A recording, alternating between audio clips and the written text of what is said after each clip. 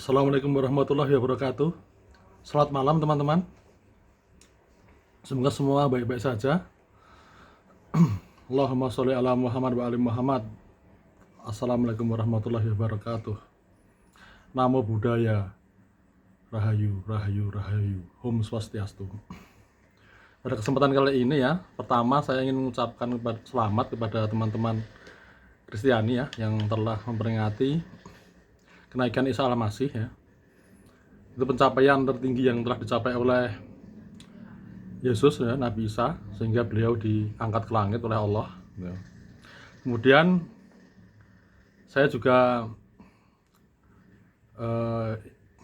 ingin berdiskusi dengan teman-teman ya tentang Sayyidah Fatimah Az-Zahra ya.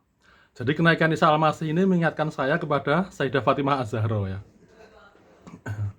Mengapa mengingatkan kepada Sayyidah Fatimah Az-Zahra? Karena ya jadi gini, akhir-akhir ini tuh saya sering bergaul ya dengan teman-teman dari pecinta Ahlul Bait ya, Syiah ya. Dan mereka konsep yang menarik yang menyebabkan saya tertarik dengan mazhab ini ya, dan saya berusaha untuk berafiliasi dengan mazhab itu ya, ingin masuk lah istilahnya gitu ya, dan ingin masuk pada mazhab Ahlul Bait ya, Syiah ya, karena konsep-konsepnya ya gitu ya. Ya mungkin secara kapasitas saya belum masuk ya, jauh dari itu ya, karena susah ya di sana ya, di Syiah itu ya, tentang intelektualitas, akal, logika harus kuat ya, harus benar-benar presisi dan harus benar-benar kita kuasai ya. Kemudian juga akhlak gitu ya, penyucian jiwa yang saya sangat tidak mampu untuk itu. Tapi ya saya sudah tertarik dulu, dan saya secara keinginan, hasrat ya, dan kehendak saya sudah menganggap diri saya masuk dalam mazhab itu ya, meskipun secara kapasitas ya, dari pandangan Allah saya belum layak gitu ya gitu. Jadi di Syiah itu ternyata ada Sayyidah Fatimah Az-Zahra itu kedudukannya dihargai sangat tinggi ya, dinilai sangat tinggi makomnya ya, bahkan tertinggi ya. Jadi setara dengan Rasulullah ya. Jadi ada sepasang ternyata ya di Ahlul Bait itu ya, di Syiah itu ya, yang tertinggi ya, makhluk Allah yang tertinggi kedudukannya itu dua ya, Rasulullah Muhammad, baginda Rasulullah Muhammad Shallallahu Alaihi Wasallam, dan Sayyidah Fatimah Az-Zahra gitu ya. Jadi ini sesuai dengan nas ya, dalil yang menyatakan bahwa setiap makhluk ini berpasangan gitu ya. Jadi pasangan dalam hal ini pasangan spiritual ya, bukan pasangan materi, tapi pasangan batin ya. Bahwa pasangan Rasulullah itu adalah Sayyidah Fatimah gitu. Dan ini kemudian jadi konsisten dengan agama-agama sebelumnya. Misalnya agama Yahudi ya. Jadi pasangan spiritual Nabi Musa itu adalah Sayyidah Fatimah, Sayyidah Asiyah binti Musaim ya, istri Fir'aun gitu ya. Jadi ibu angkat Nabi Musa itu sendiri gitu ya. Kemudian pasangan spiritual di agama Kristiani ya, pasangan spiritual Nabi Isa adalah ibunya, yaitu Sayyidah Maryam binti Imran gitu ya. Nah, di sini kemudian menjadi jelas koneksi dan paralelitas ya antara agama Islam dengan agama-agama sebelumnya gitu ya. Nah, Islam itu sendiri kan posisi tertinggi ya dari spiritualitas ya. Seperti kita ketahui ya, dalam agama Yahudi Nabi Isa dan Sayyidah Asiyah binti Musa itu menerangkan tentang jasad ya. Kalau kita sering ya dengar dari ya di film atau di buku-buku ya tentang tiga hal dalam mental manusia ya, yaitu body, mind, soul ya, jasad, pikiran, dan kesadaran ya, soul, jiwa itu ya. Itu kan sebenarnya istilahnya evolusi agama ya. Pertama itu agama Yahudi itu tentang jasad itu ya, menjelaskan tentang jasad itu ya. Jasad adalah hakikat dari fenomena indrawi ya, yang berbagai hal yang partikular gitu ya. Kemudian ruh atau pikiran ya, itu mind ya, itu Nabi Isa dan Sayyidah Maryam binti Imran yang menjelaskannya yang menyampaikannya kepada umat manusia gitu. Kemudian setelah itu hakikat dari ruh yaitu kesadaran jiwa itu adalah Islam yang disampaikan oleh Rasulullah Muhammad gitu ya. Jadi Sayyidah Fatimah itu walaupun dia tidak disebutkan sebagai nabi perempuan atau apa, tapi jelas kedudukannya tertinggi ya daripada nabi-nabi sebelumnya. Ilustrasinya kemungkinan seperti ini. Jadi misalnya Anda sedang bersekolah gitu ya, guru-guru Anda kan Anda menempuh tahap-tahap ya, dari SD, SMP, SMA, dan perguruan tinggi gitu ya. Nah, katakanlah pas zamannya ketika pada zamannya Nabi Musa itu Anda SMP gitu ya. Guru Nabi Musa dan Sayyidah Asyah binti Musa adalah guru-guru SMP gitu. Kemudian Anda menembus jenjang lebih tinggi SMA gitu ya, SMU. Itu katakanlah yang tertingginya ya, mengajar tertingginya adalah Nabi Isa dan Sayyidah Maryam binti Imran. Kemudian ketika di perguruan tinggi Islam ya, katakanlah itu Rasulullah Muhammad dan Sayyidah Fatimah Az-Zahra gitu ya. Jadi masuk akal sekarang ya. Ada urutannya seperti ini ya, ada tahap-tahap yang sesuai dengan teologi yang sesuai dengan logika gitu ya. Nah, kenapa kita harus merujuk kepada Rasul Muhammad dan Sayyidah Fatimah Az-Zahra ya. Nah, seperti kita ketahui ya dalam teologi kan ada kehendak Tuhan ya. Kalau di waktu saya masih di Ahlussunnah wal Jamaah itu ada Nur Muhammad ya. Nah, kehendak Tuhan itu apa gitu kan? Nur Muhammad, kehendak Tuhan itu apa gitu kan? Ya mudahnya kita lihat seperti yang di dalam Asmaul Husna, jadi asma-asma Tuhan ya. Asma-asma Tuhan itulah kehendak Tuhan ya. Yang dibaliknya adalah sifat Tuhan yang tidak akan bisa disentuh oleh makhluk, oleh manusia. Ya manusia hanya bisa menyentuh asmanya aja, yaitu kehendak Tuhan gitu ya. Nah, bila kita sudah sampai kepada kehendak Tuhan, Tuhan akan hadir dengan keseluruhannya ya, dengan keseluruhan ketuhanannya dengan kepada kita gitu ya. Nah, jalan untuk mencapai kepada kehendak Tuhan itu adalah kita harus merujuk kepada perwujudan materi dari kehendak Tuhan itu gitu ya. Yaitu Rasulullah Muhammad dan Sayyidah Fatimah Az-Zahra gitu ya. Kehendak Tuhan itu kan asma-asma Tuhan ya. Dari ketika saya masih di Sunni ada 99 asma Allah gitu ya. Kalau di Syiah kalau nggak salah 1000 nama Tuhan gitu ya. Itu kan bisa dibagi menjadi dua ya secara umum ya, yaitu asma-asma jalalnya ya, yang asma-asma yang menunjukkan karakter-karakter maskulin gitu ya, seperti Allah Maha Kuasa, Allah Maha Perkasa, Allah Maha Besar gitu ya. Kemudian ada juga asma-asma yang bersifat feminin, asma-asma jamaliyah Tuhan, seperti Tuhan Maha Dermawan, Tuhan Maha Memberi, Tuhan Maha Pengasih, Tuhan Maha Penyayang. Jadi di dalam kehendak Tuhan itu ada dua nur ya, Nur Muhammad ya, kehendak Tuhan yang bersifat maskulin, dan Nur Fatimah, kehendak Tuhan yang bersifat feminin gitu ya. Nah, kehendak Tuhan itu adalah untuk kita bisa menerima Tuhan itu adalah bila kita bisa menyaksikan kehendak Tuhan. Nah, caranya adalah dengan kita merujuk bersaksi tentang kebenaran dan kebaikan dari Rasul Muhammad Al-Mustafa sebagai perwujudan dari kehendak Tuhan yang bersifat maskulin atau asma-asma jalalnya, dan Sayyidah Fatimah Az-Zahra asma Tuhan yang bersifat feminin atau Nur Fatimah gitu ya. Di situ jadi kronologisnya ya, jadi kan Tuhan dan kemudian kehendak Tuhan. Jadi di tahap kehendak Tuhan pun sudah terbagi, sudah berpasangan, yaitu kehendak Tuhan yang bersifat feminin dan maskulin. Gitu, maskulin dulu ya. Jadi awalnya adalah Tuhan dan kemudian Tuhan berkehendak. Kehendaknya adalah kehendak Tuhan yang bersifat maskulin, yaitu Maha Perkasa gitu ya, Maha Kuasa. Kemudian setelah terbentuk kehendak Tuhan yang bersifat maskulin, maka terbentuklah kehendak Tuhan yang bersifat feminin ya. Tuhan Maha Pengasih, Tuhan Maha Memberi, Tuhan Maha Penyayang gitu ya. Nah, dari situ, dari kehendak Tuhan yang bersifat feminin inilah tercipta Nabi Muhammad ya. Rasul dalam bentuk cahaya Rasul, atau ketika sudah dikatakan adalah jiwa Nabi Muhammad ya. Jiwa Nabi Muhammad terbentuk, dan dari jiwa Nabi Muhammad ini lahirlah Sayyidah Fatimah Az-Zahra atau jiwa Sayyidah Fatimah gitu ya. Kemudian setelah itu semua terbentuk, baru terciptalah wujud materi-materi ini. Jadi di setiap wujud materi ini terdapat setiap benda, setiap wujud materi itu terdapat unsur Nabi Muhammad, dan terdapat juga unsur Sayyidah Fatimah gitu ya. Itulah mengapa kita harus merujuk kepada mereka, karena mereka adalah penciptaan yang sempurna ya. Mengapa Tuhan menciptakan yang sempurna dulu? Yaitu itu sebenarnya fitrah atau logis gitu ya. Bisa kita terapkan pada diri kita sendiri. Misalnya Anda menciptakan sesuatu ya, Anda pasti ketika menciptakan sesuatu, katakanlah patung, Anda akan menciptakan sesuatu itu sempurna dulu sebelum Anda menciptakan patung yang kedua dan ketiga gitu kan.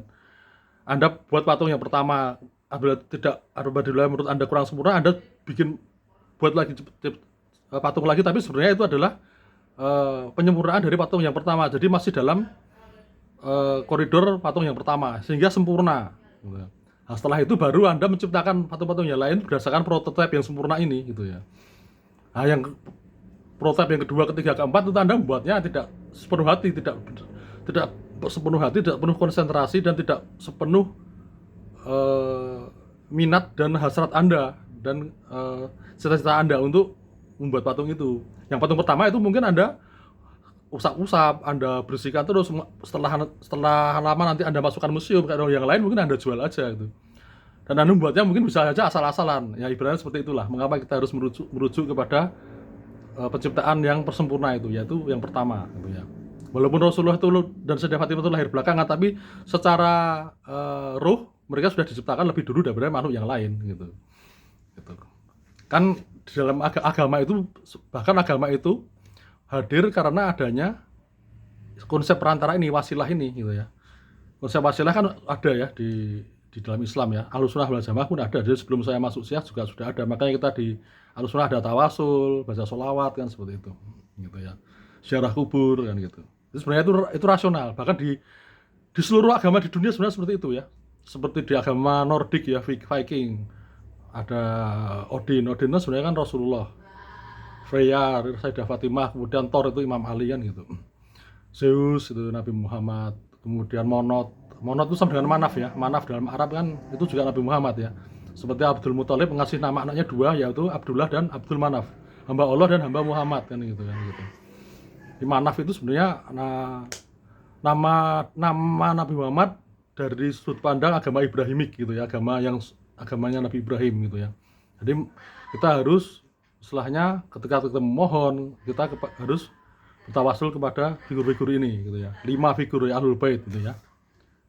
Yaitu seperti di dalam kisah Nabi Nuh di Quran juga dikatakan ada 5 berhala kan tuh. Wat, Suwa, Yahud, Ya'uq, dan Nasro. Itu kan sebenarnya perwujudan dari Nabi Muhammad juga. Wat, Yasuwa, Sayyidah Fatimah, Yahud, Imam Ali kan gitu. Tapi disimpangkan oleh kaum Nuh gitu ya. Seolah-olah mereka lah yang istilahnya juru bicara perantara suci ini gitu ya, bukan Nabi Nuh gitu. Kan seperti itu. Nah, mengapa kita harus merujuk kepada figur-figur suci ini? Karena fungsi utamanya adalah untuk mengenal Tuhan gitu ya, bukan kepentingan duniawi. Nah, kita mengenal Tuhan dengan cara kita sebenarnya bisa mengenal Tuhan itu apabila kita bisa menyaksikan soliditas atau kepastian gitu ya. Soliditas adalah kekuatan ya sebenarnya. Nabi Muhammad dan Sayyidah Fatimah adalah wujud dari kepastian soliditas gitu ya. Soliditas yang apa? Ya, kita kan sering lihat benda-benda materi juga solid ya. Kita melihat asbak ini ya solid. Tapi dia diam. Yang dimaksud soliditas itu adalah kekuatan yang bergerak gitu ya. Dan bergerak dengan sempurna, gerak yang tercepat ya. Sebenarnya ya teman-teman, sebenarnya sesuatu yang bergerak itu hancur gitu ya. Sebenarnya.